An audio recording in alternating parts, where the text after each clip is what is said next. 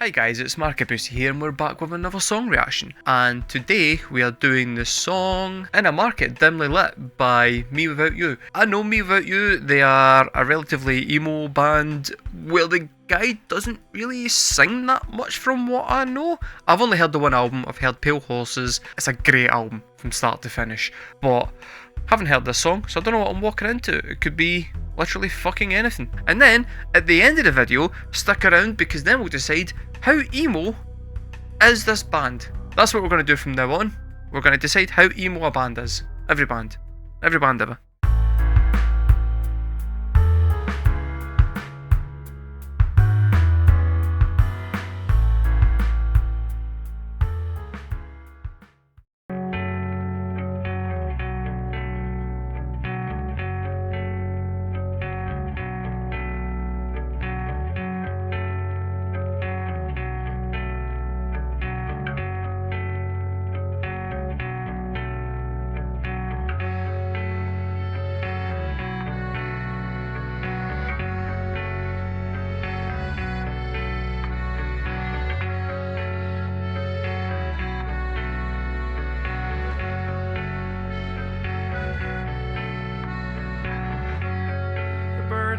The olive leaf.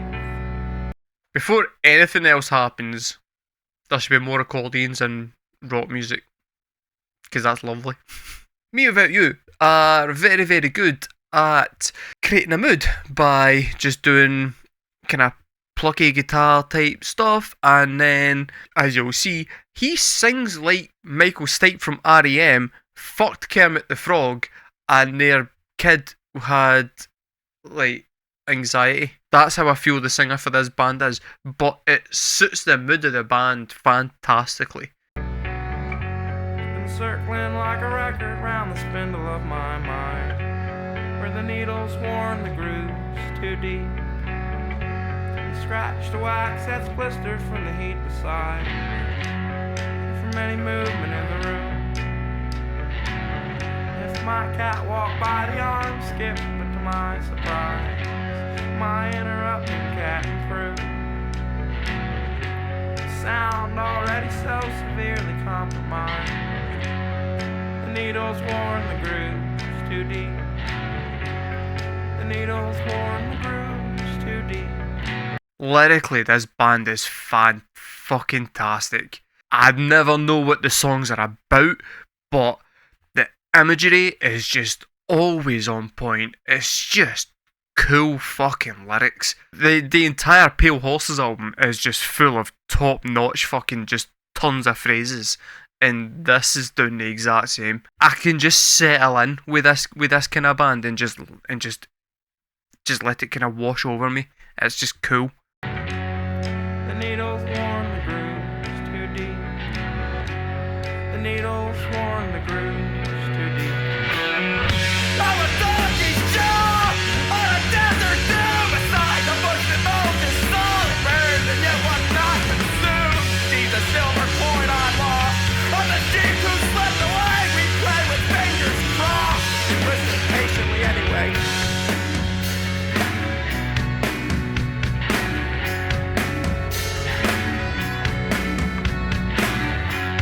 See, right, and then you've got like that kind of really slow plucky guitar line with the slow accordion, but the drums have came in and gave it a completely different feel, and it's just good musicianship. Also, his kind of talky singing I quite like. I don't think the guy is a particularly great singer by any stretch of the imagination. I don't think he's got fucking any range at all. He knows exactly what he's capable of, and all of the songs are then written to suit that, so he never strays too far away from what he knows he can do well.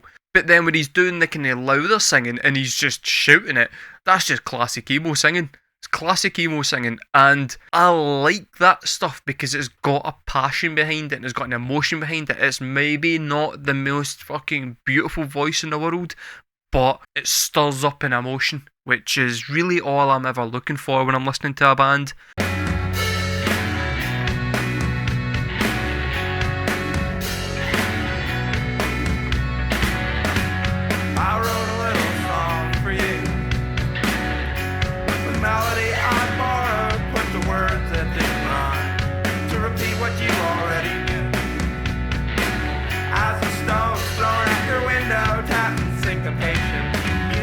distance out of fear you'd break.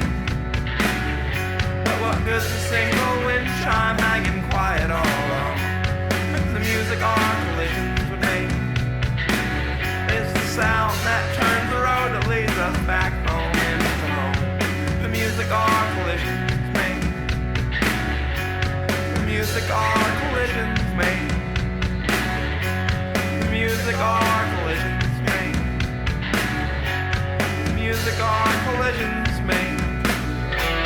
I had a rusty spade, but I'm not the fighting sword of old Samson. I found that harlot's blade and cut my own hair short. Then in a market dimly lit, I come casually to pay. You see my coins are counterfeit, but you accept them anyway. The production on this is not the best. It's clearly made way before Pale Horses. It's possibly, potentially, the album that actually kind of got them to the point where they could then get good production on their albums. The drums have got... They're not the crispest sounding drums in the world. They're clearly recorded not quite to the same standard as, like, good fucking studio would record them. And the guitars are a little bit kind of tinny in the mix.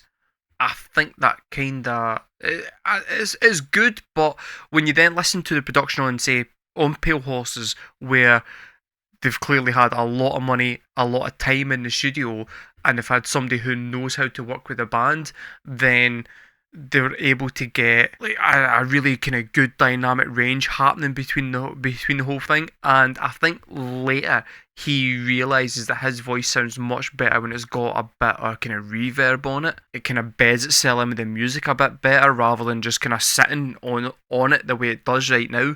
You can kind of see though that all the initial signs there of where they get to is here at the start. It just takes someone, a kind of guiding hand with them in the studio to go, right, here's how to get you guys sounding as good as you should sound. Which is where good production comes in. It's the difference between good production and normal production. And whenever I'm talking about production in a song, people seem to think that I'm talking about the songwriting and like the additional instruments and stuff, and I'm not. I'm talking about the guys who are sitting there plugging in the fucking cables and setting up the amps and stuff, who know how to get the stuff that they've got sounding as good as it can possibly sound. So far, it's a Me Without You song. It sounds exactly the same as every other Me Without You song. I quite like it. But it really depends on your taste in music. I would also say, for people who like Bandmate, who are like how our Bandmate emo, there is a lot of similarities between this and Bandmate. The only difference is the singing, really, and the Bandmate are absolutely fucking frenetic with their instrumentation. They're like better musicians than Me Without You. When you boil it down to its essence, the music in my head sounds very, very similar. It's just that one does it to a higher caliber than the other, which is why I keep saying that a lot of Bandmate stuff sounds emo to me, because I'm taking all of the kind of technical intricacies out of the Bandmate stuff, listening to it at its most basic and going, that's got the roots of emo in it.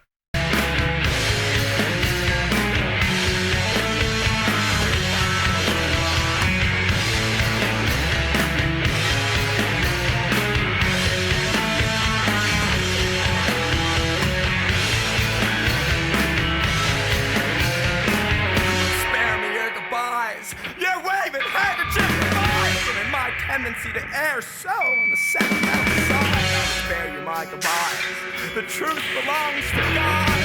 The mistakes were mine.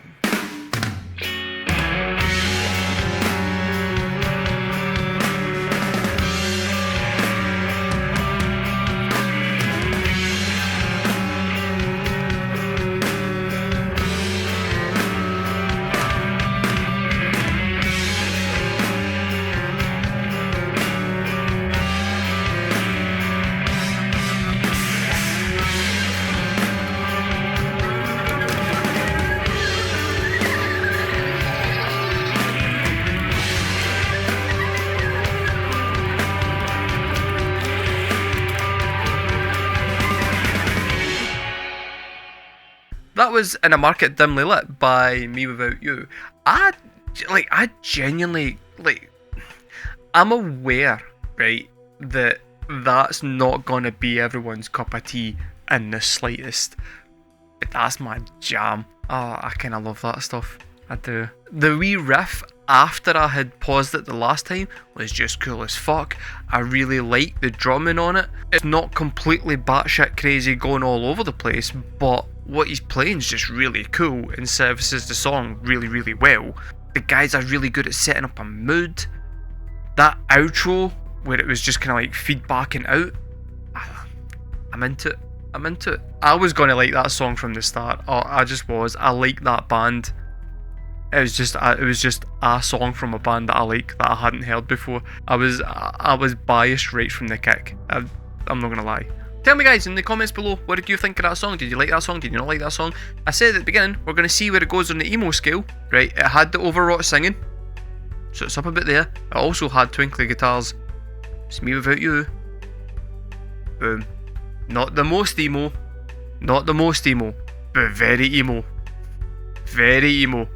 It's not quite like right up there, but it's like here. It's very close. Anyway guys, that was In a Market Dimly Lit by Me Without You. I've been markabusi.